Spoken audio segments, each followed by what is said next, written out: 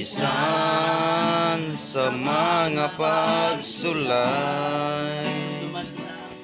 Hinumduman ko ang mga saad mo, nga dili mo ako biyaan o pasagdan ng saad mo, ngaway kapakyasan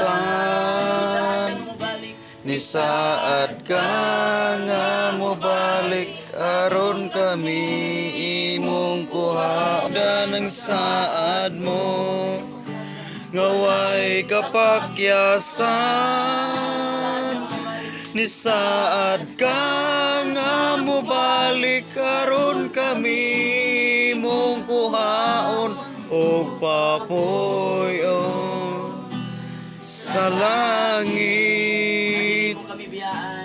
Nga dili mo kami Biyaan o pasagdan ng saad mo, walay kapakyasan ni saad ka nga mo balik aron kami imong kuhaon o papuyon sa langit na matahong.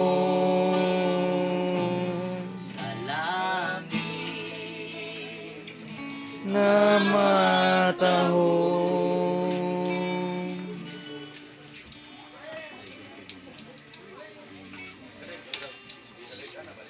Nagapag-ikot. So, dito kayong mensahe sa mga awit ko. Bahandi nga naslalom sa yuta kay dagang nagpatay kanang bahandi na tuwa dito. Amen ba? Amen. So kining pulong no, tanan man mituo sa Bible.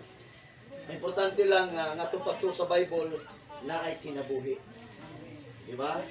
Mato pa sa Bible, patay man ang pagtuo kung walay buhat. So uban sa grasya sa Dios, nga kini atong basahon mo ni musab sa atong kinabuhi. Muna nga, God be the glory sa akong kinabuhi, dagang kong mga dapit akong naagtan, abot po, naing nasod, aron lang magwali sa pulong sa Dios, kay para nako garbo na ako ni sa Ginoo. Natungod sa pulong sa Dios, nag-usab sa akong kinabuhi. And I'm willing to die for the sake of Christ. Tungod kay ang kamatayon, di man kapildihan. Basa ba ni nato? Sa kalibutan, mahalo kang tao mamatay. Pero diya sa Ginoo, kung sigurado ang imong relasyon, mo deklarar kasi mong kagalingon, for to me to live is Christ, and to die is gain. Kadaugan di ay. Kung ang eskwela na ay graduation, grabe ang celebration, kaya of course, graduate kong ka, labi na cum laude, or valedictorian. Apan diya sa Ginoo, inumduman nato nga nagawid sa kinabuhi, dili ang yawa, ang Dios. Kung nakita sa Ginoo, humanay mong kinabuhi, di na ka magamit, di na ka mapuslan, naa sa Dios ang pagbuot. Itang tanan muli ta dito sa Dios. Amen. Usa nga ni ami kay mo ni mong passion, mo ni mong kalipay, mudasig kaninyo sa gugma sa Dios. Regardless sa atong denomination, regardless sa atong mga belief, but there is only one God. Amen. There is only one Savior. His name is Jesus.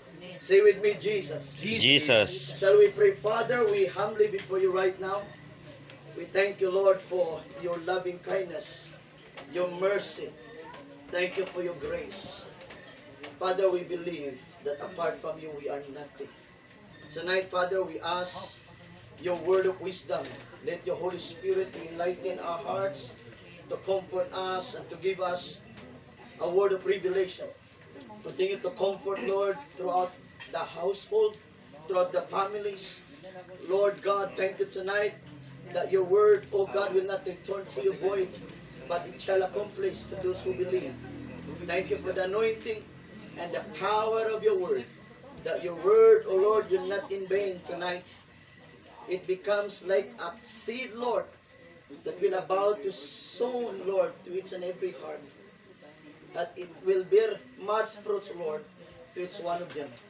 Thank you right now, Father. We commit all these things unto you. This is my prayer and declaration. In the matchless name of Jesus Christ, our Lord and Savior. Everybody will say Amen. Amen. Amen. So, sa makausa, may gabi, kanatong tanan. So, kinasing-kasing, ko nga nagatunol sa ato nga simpatiya, no?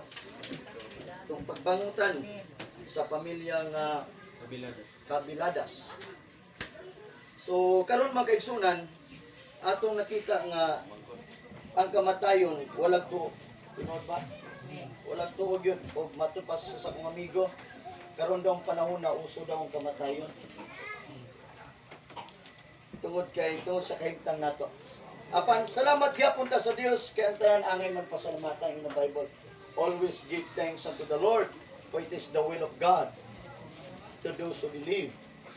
Gani si Sir Luloy, mapasalamat gyapon ta sa Dios tungod kay nasugpong pa nato siya. Dagang mga matay karon nga mga pamilya wala na gyud taon pagsulod sa ospital, paggawas abog na.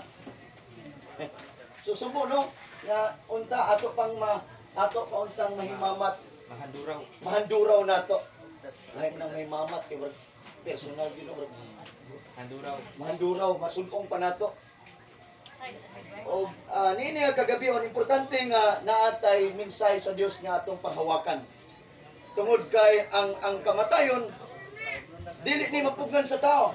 Walay kwarta nga makapugong niini. Matud pa ni Salmista David sa Salmo 149 verse 7. Walay kwarta sa lapi igo nga makapalit sa kinabuhi. Aron nga kinabuhi ni dili makaadto sa lubnganan. Bisan pa og kita ang pinaka-richest man in this planet Earth, but money could not buy life. But one thing we can be assured is through the Word of God, because the Word of God had promised us to give us eternal life through Christ Jesus. So without the Word, delikado o peligro atong kinabuhi. So as I've said, ang Word of God mao ni atong mapa karon. So diri nato makaplagan, diri ta makaila sa Dios. Kay dili ta makaingon nga we know God without even knowing His Word. Amen ba? Amen. So nanginahanglan ta matud pa ni Manny Pacquiao. Well, dili ko mangumpan ni Pacquiao abi kay dagan na ba sa presidente. Pero naay statement niya yung gibuyan. Insa nga the Bible is the manual to life. Ako ning ibalik-balik tungod kay nakita nako ang gawas sa realidad siyang kinabuhi, kay siya mismo nag-testify how God transformed his life from glory to glory when he began studying the Word. Kaya dito na usab na turn around